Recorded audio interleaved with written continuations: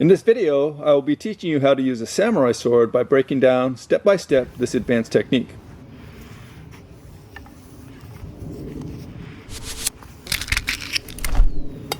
Alright, tonight we're going to work on a kata that was taught in Japan by Nagato, and I got some further insights from Sensei Rob Reener. So this is the kata. One out. Pivot. That's 1, 2.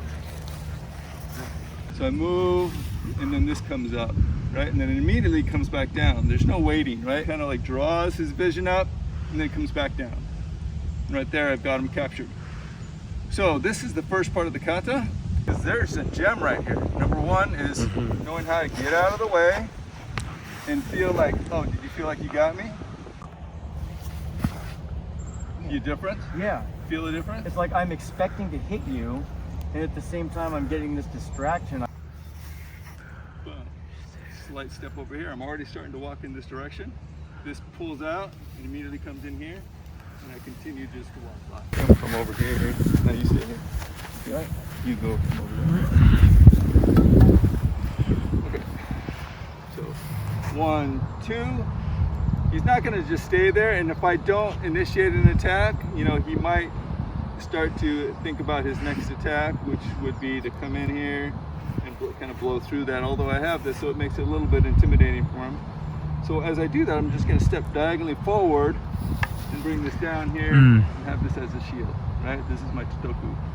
I put this totoku, or this sword shield, between me and the next attack, right? So that's all that's happening right here. So 1, 2, 3, and I'm right here. So from here, he can't come up at me. All he can do is what? Yeah, the legs. Yeah, all he can do is come down here and attack here. So hence the next phase is right over here. Does that make sense? So we'll just take it from there. 1, 2, 3, 4, and then I've got him captured.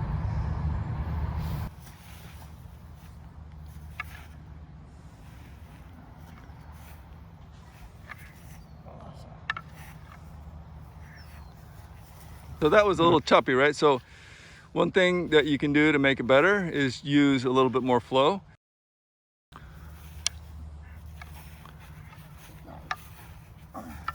Nice. See how that kind of flows together? Works a lot easier. So there's one common mistake as we're coming through here. We always want to have a totoku, right? So here's my totoku here. The common mistake is to come in here, right? And notice how now I've got an opening, because this could come right into me. So 1, 2, 3. As I come in here, I always keep this between me and him, right? So that the only thing he wants to do now is come up right at me, right? And I just flow with that.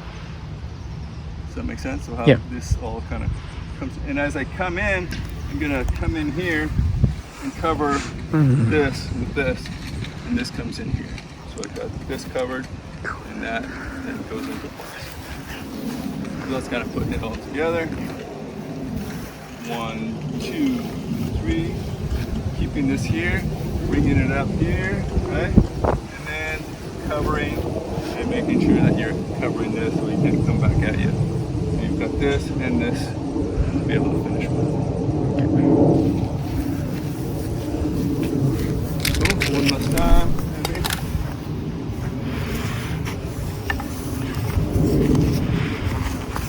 If you like this video, I'll share a link for a book I highly recommend, Hatsumi Soke's book on sword fighting. I'll also put links to a couple of my favorite training swords for you.